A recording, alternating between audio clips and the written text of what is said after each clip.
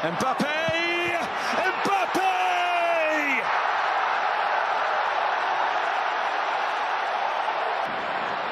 Giroud gets it through. He's done it again. The boy wonder has two for France. It's off on a run. And now Mbappe with a shooting chance.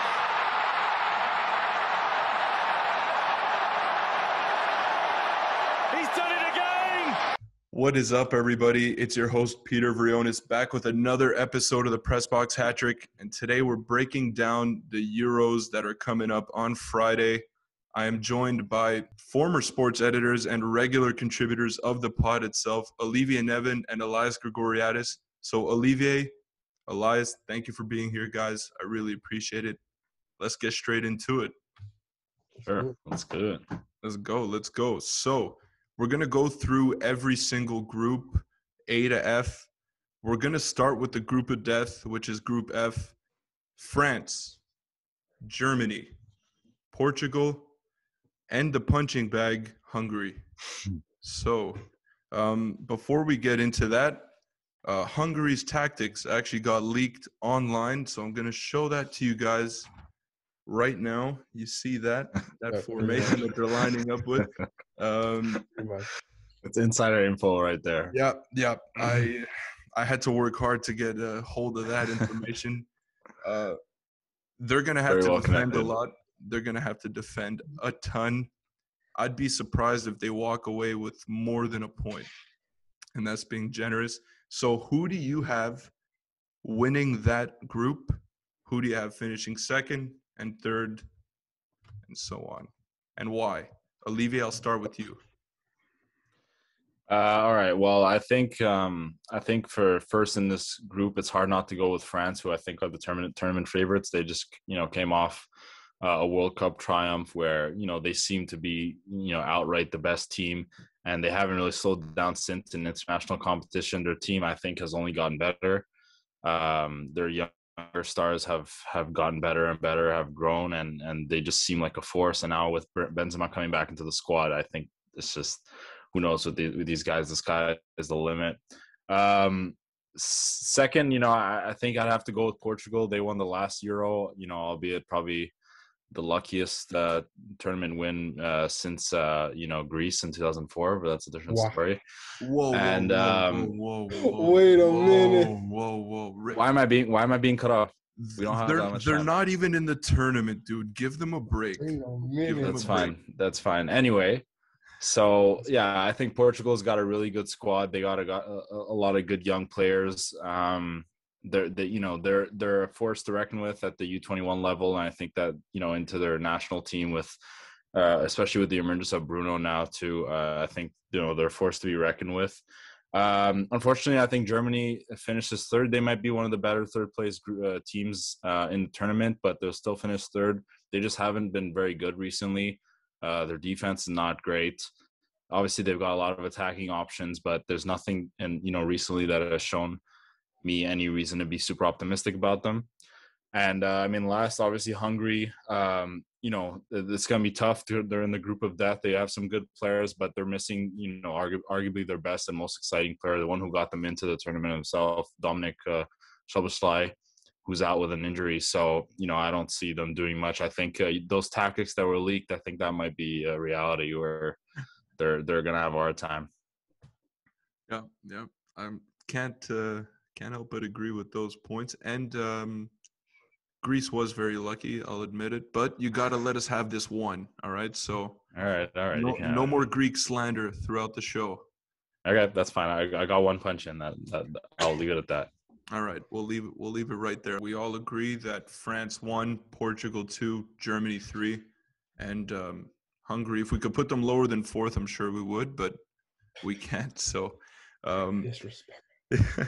Hey, it doesn't help that they lost their most exciting player, the only one worth watching, in my opinion. So it's tough. It's unfortunate for them, and they're going to be probably a meme throughout the tournament. But crazier things have happened.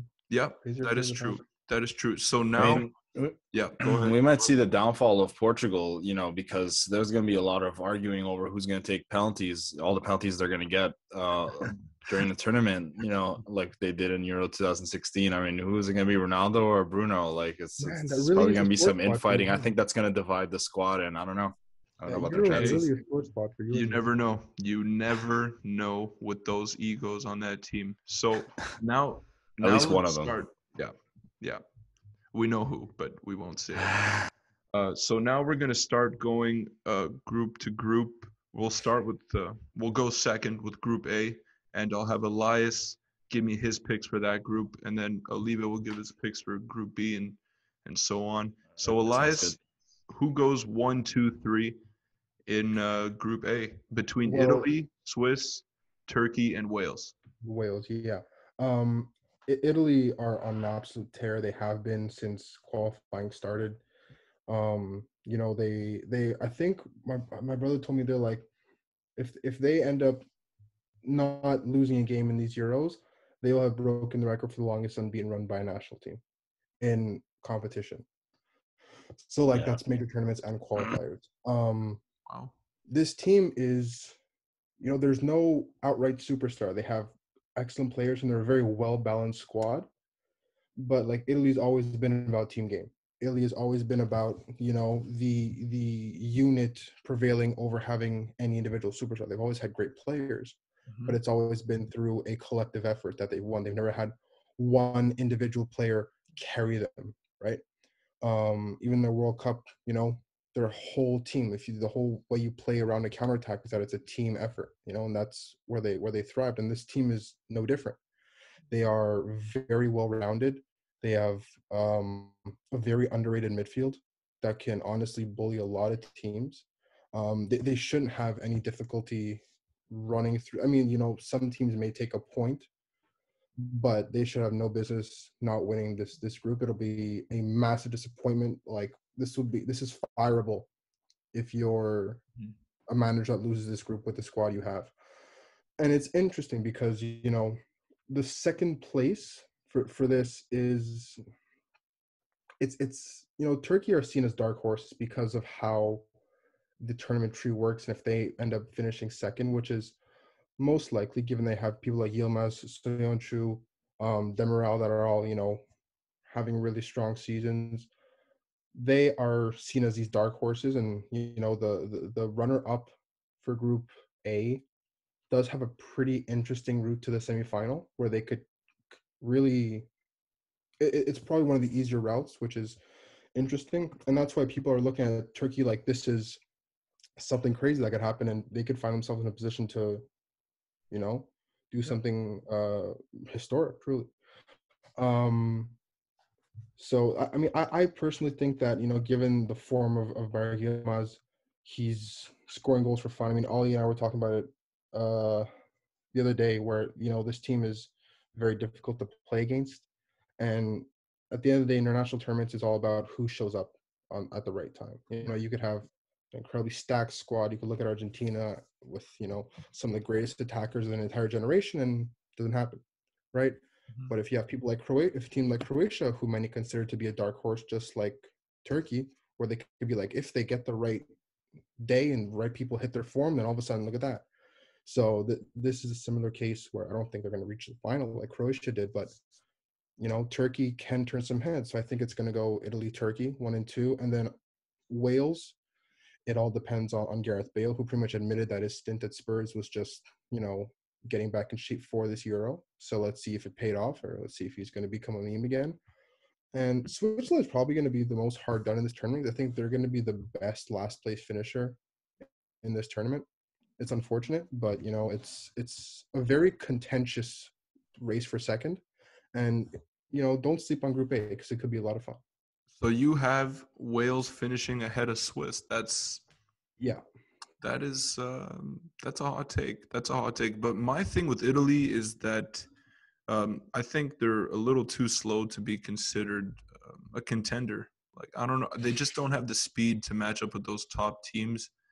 But then again, you never know. It is a team game. They have a good collective unit. They have been on form. So who I mean, knows? when you have wingers like Insigne and Chiesa, who both had, great seasons, have both been established in Serie A as some of the best wingers. Then you have Immobile, who has consistently been one of the most, if not the most underrated striker in the world. Um, they have a potential to startle you. Again, it's not a team that has superstars. It's not a team that has Kylian Mbappe or Cristiano Ronaldo level players, but it's a team that always works extremely well together. So they could really beat out some teams that, and if they'll win 1-goal games, maybe 2-goal games, and that's all they need. Yeah, for sure. They'll definitely be fun to watch for sure. So let's move on to Group B. Olivier, Belgium, Denmark, Finland, Russia. Who do you got and why? Well, I think Group B is pretty interesting. I mean, I think it's pretty clear that Belgium is probably going to come out of this group. I'd label them as second or third favorites in this tournament. Okay. Obviously, their squad is super strong, as it has been for a couple of years, but they're kind of coming to the end of their golden generation now. I still see them finishing first. It shouldn't be too hard for them. I think the battle then comes for the second spots, second and third, because it's between Denmark, Finland, and Russia, who I would say are all pretty evenly matched. They all have some good players, some weaknesses within the squad, some questions to be answered. But if I had to say, I'd probably say Denmark finishes second here. They've had a good run of form lately coming into the tournament. They have some players who can make a difference. Christian Eriksen, Martin Braithwaite, who might be quiet sometimes, but see what he can do at Barca. On occasion. Finland has some good players like Timo Pukki as well. They have a solid squad. I can see them definitely fighting it out with Denmark, and then Russia. I mean, who knows? They had a really interesting World Cup, last time around at home. But was that a fluke? Was that just working off the momentum? What's that going to be like? I'm not sure. This Russian squad, is not very different from the last one. I don't think they've necessarily had any big differences from the last tournament that takes them over the top. So I'm going to go Belgium 1, Denmark 2, Finland, and then Russia finishing last. But, it could be any of that. That order could be reversed. Wow. Okay. It could go anyway. Yeah. I don't know. I don't believe in Russia's chances that much. Interesting. Yeah. Very, very interesting. Now, Group C, in my opinion, a bit of a snooze fest. Yeah. I guess it's safe to call it that. It's Austria, Netherlands, North Macedonia, and Ukraine. So Elias, let's call it like it is. I mean, this one's it's definitely one of those three teams. North Macedonia, Ukraine, or Austria are going to be benefiting from the fact that they're going to get a historic result, whether or not regardless, is around a 16 entry for any of those teams. It's a big deal. Mm-hmm. And it's purely based on the quality of the group. The Netherlands have probably the Manchester City equivalent for the Euro, where they get just a really, really good draw. And it's the same thing as Italy. If God forbid, if you don't make this round of 16, then there's no future for you as a Danish national team coach. So The Dutch. I said Danish. Sorry. They probably have the worst manager in this tournament, though. Even Frank with de the Boer. worst, yeah. Frank de Boer has They've been terrible. had a relatively unsuccessful stint in the MLS. You can say that again. he took one of the best teams in MLS history to missing the playoffs in next season. But. Yeah. So all you have to do is look at his tenure, and it's a real head scratcher, and you could tell it's kind of an impulse decision after Ronald Koeman left. Yeah. Yeah, and as for the other three, I think Austria, just based on Ukraine, the quality of Ukraine, North Macedonia, I think Austria is the next best team. Mm-hmm. I don't expect them to get past the round of 16, whoever it is they play against. I think of the 16 teams, they'll probably be again, barring some kind of major upset, I think they'll probably be the weakest team in around the 16. But again, it's one of those situations where they're really not bad. Austria's not bad. I'm being a little harsh. This will probably be David Alaba's last major tournament. So it'll be nice to see, They also don't know where to play him. They never know where to play him. He's too good to just be. Or he can play in the defense, and he can play anywhere, but it's figuring out where he's going to play. Exactly. That's the issue. The main issue, right? Because when you play at the club level, you have a position, but when you're the best player on your national team by a long shot, people like Alphonso Davies, who are left backs by trade, now end up playing further up the field. People like David Alaba are wasted on the back line. Yeah. So they need more of an impact on the game. So David Alaba plays in the midfield with Austria. And, that might be a key where his quality will help them get past teams like Ukraine and North Macedonia. And that's why I think, having them in the round of 16 is probably the more logical pick. But again, it's them getting to the quarterfinals is an extreme long shot. And I'd be very impressed, first of all, and I'd be very surprised if they made it. But yeah, this is Netherlands group. That's pretty much it. Yeah, I think I could coach Netherlands to a group win. Just slap me on the sideline and I'm doing. Probably do a better job than their current manager. Probably do a better job than Frank de Boer. You're right. Hey man, I'll take it. I don't know the guy, but I'll give it a shot if you let me do it. So Group D, let's move on. This one looks pretty interesting actually. So we got Croatia, Czech Republic, England, Scotland. A lot of people I feel are sleeping on this group. I personally love watching England play. I love watching I love watching England play just because the announcers go crazy when they score because they're all British. So yeah, that's mainly the reason. But what do you think, Olivier? Well, yeah, I mean, following England in any major tournament is a lot of fun just because you see all the stuff online with the banter. I mean, British people are great at making fun of themselves and being self-deprecating, and their passion is crazy. So obviously, anytime there's a major tournament, you want to follow England closely. And I think they're going to make it out of this group. I think they have a really, really strong squad, strongest one they've had in years. They had a nice run in the World Cup in 2018, and I think this squad is even better. So yeah, I mean, if they don't bottle it, which they're very capable of doing, I mean, I wouldn't be surprised. For as good as the squad, with the squad strength they have, they don't necessarily have the best manager or he's not the best at kind of picking the right squad. I mean, there's already a lot of questions when it came into choosing the players for this tournament. But I think, they should be able to qualify first. Croatia is going to give them a run for their money. I think they finished in second. They still have a good squad, but it's a bit different from last tournament. I mean, most of the team was old anyway. So now they're, a couple years older, 3 years older now, not even 2 years, like 3 years older. Rakitic is retired from international competition, so you won't be in the squad. So yeah, I mean, it's an okay team on paper, but I don't see them making a run like they did in the World Cup. I mean, not that it was necessarily fluky. I think they played really well, but it was a bit of a Cinderella run that I won't see them replicating. I think they'll still have a strong group stage though and make it, onto the next rounds. Between Czech Republic and Scotland, it's tight. I mean, Scotland kind of barely squeaked into this tournament. They have some interesting players. I mean, two of their best players are left backs in Tierney and what's his face? Robertson. They have McTominay too, but otherwise they don't have much punch anywhere else. I imagine they'll be putting in so many crosses into the box. I don't know who's getting on the end of that. Ollie McBurney maybe. I'm not sure.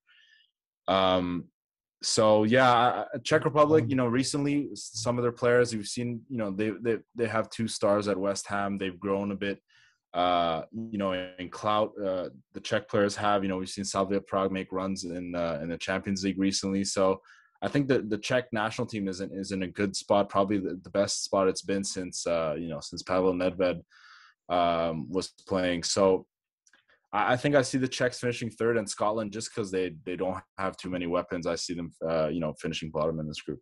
Okay. Maybe Scotland takes Kenny Dalglish out of retirement for this tournament. You never know. He might be their best striking option. What is he, like 80, 89 years old now? Or? He's he's old. He's very old. And he could do the job. He could do the job. He might be able to. 5-star weak foot. Another question, Olivier. Yeah.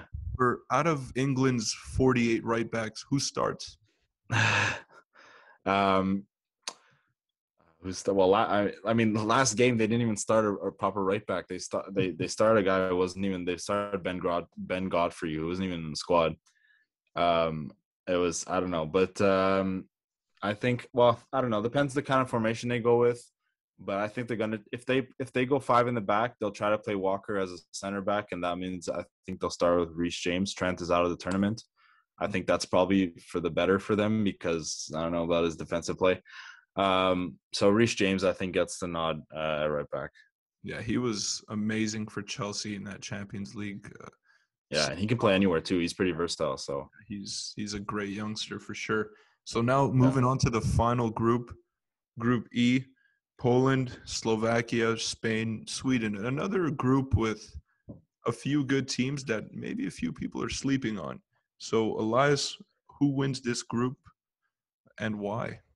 Well, I think even with the fact that Spain have this COVID scare and they're a lot of their players attending is very much up in the air. After Sergio Busquets tested positive and he's been in contact with the entire national team, it's still a bit hazy. But I think that their squad is so deep and they have so many people on call that they still shouldn't have a problem. If not advancing, definitely winning the group. If not winning the group, then definitely advancing. You're gonna have a lot of these younger players come in. They're practically foaming at the mouth. They're hungry. They're motivated. They want to prove themselves. I think they're gonna still have a really strong tournament. As far as their chances go, I don't think that if they stick with this reserve squad, then I don't think they're gonna get very far. But as far as advancing, I think they shouldn't have a problem. My second team advancing is Poland. Robert Lewandowski is the best striker in the world. He's going to be a top 3 contender for Ballon d'Or again this year. He should have won the Ballon d'Or last year. I don't see any, I don't see any defense in this group that could, honestly compete with him. Mm-hmm. Honestly, it's pretty much those two teams. It's their group to lose. Again, it's similar with the with the Dutch team that we were talking about earlier. It's their group to screw up. Mm-hmm. Slovakia doesn't really have much depth. They're probably going to end up at the bottom of the group. And Sweden has a more complete team than Poland. When you're considering pure firepower and you have one of the best strikers ever and the best striker in the world right now, I think that puts them over the top. Because if there's one thing Robert Lewandowski knows how to do, it's how to get hot at the right moment. And that's all major tournaments are about. It's about who will be the best player for a 2-week span, and he's one of the best at finding that next gear when the game is on the line. And he's done it for Dortmund. He's done it for Poland, and I think he's going to do it again. So I think that it'll probably be Spain still winning the group, just because I think even their kids, even their reserves, even their U21s are a very capable team and a very promising team. And I think that extra motivation of them proving themselves is going to give them that extra oomph to win the group. I think Poland's going to finish second, and then Sweden and Slovakia, I think, are the people getting the short list. And it's a shame because Sweden honestly has a decent team this year. Put them in any other group, put them in the Dutch group, and they're finishing second there. But that is the draw. Yeah, well, unfortunately, that's how the tournament goes. So let's move on to a potential breakout player. So I want each of you to give me one potential breakout player that will get bought by Real at the end of the tournament. Olivier, go for it. Boy, you're putting me on the spot here. Hold on, let me think. Dig deep into that brain of yours. Give me one breakout player. Breakout, eh?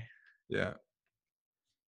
Well, I feel like it would probably be a Portuguese player, just because as loaded as this Portuguese squad might look, Mm-hmm. I think there's a lot of names that a lot of people just haven't gotten an eye on. One name I think that's come up a lot is their left back, who is probably going to be their starting left back in Nuno Mendes. Mm-hmm. He's a youngster and he's kind of coming out of nowhere, but still kind of highly touted. Obviously, if you have an ear to the ground on these things, you might have heard about it, but otherwise he's going to be a surprise to a lot of people. And I think he has the potential, surrounded by a good cast. I'm not crazy about Portugal's defense. I mean, Ruben Dias was basically one of the best players, if not the best player in England this year.